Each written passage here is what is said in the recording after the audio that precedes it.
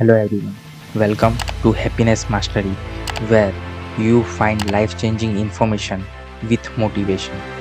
In this video, we are going to explore how we can overcome from depression with the help of Bhagavad Gita and the real science behind it. So, let's get started.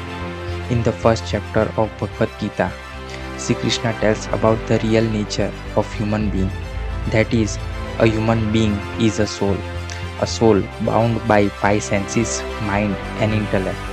Therefore, he teaches that the soul can never die, it can never burn, it can never get wet, it can never change its form, it has no beginning and no end. From this, Sri Krishna teaches that the real you can never die, you can never burn, you can never change, you have no beginning and no end. You are eternal, a powerful soul.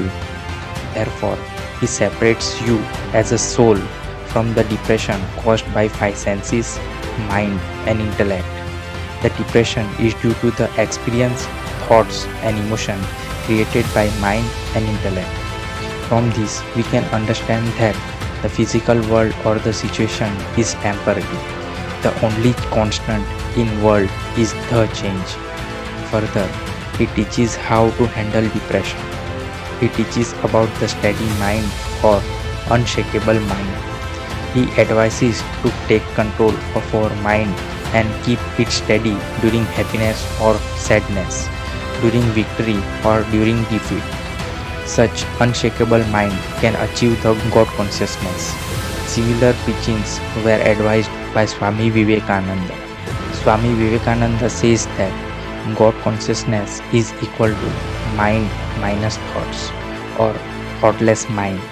He explained it in simple words as imagine your mind as a pond and thoughts as a pebbles thrown into the ponds which create ripples. Now, to watch the bottom of the pond, you need to stop throwing pebbles into the pond. Therefore, to know the real you or the God consciousness, you need to stop the thoughts. By doing that, the bliss state is experienced by you or a yogi.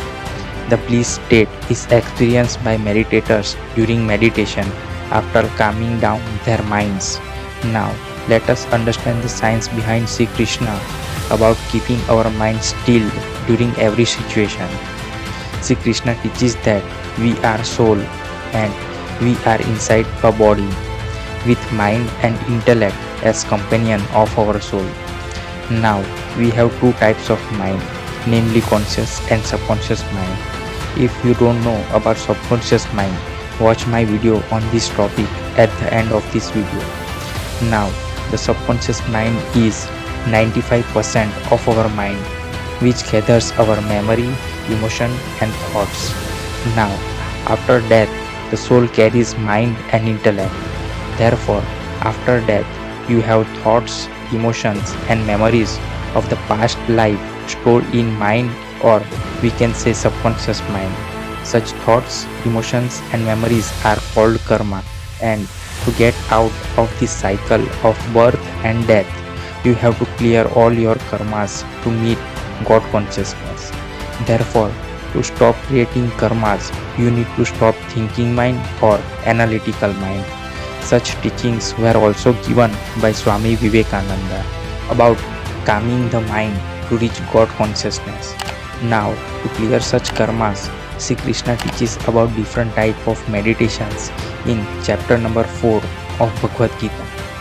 There are different types of meditation which have scientific and spiritual explanation, such as Kriya Yoga by Paramhansa Yogananda, which was taught to him by his guru Sri Yukteswar Giri, originally preached by mystical Babaji.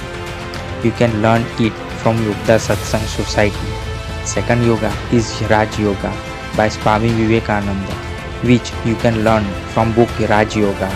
I accidentally found the correct method of Kriya Yoga due to my understanding in Bhagavad Gita. Sri Krishna teaches same yogas or forms of yoga in the language of inhalation and exhalation. That's all for this video. If you want to transform your life, then Watch playlist at the end of this video. Share it with your loved ones and subscribe this channel for such useful videos. Thank you.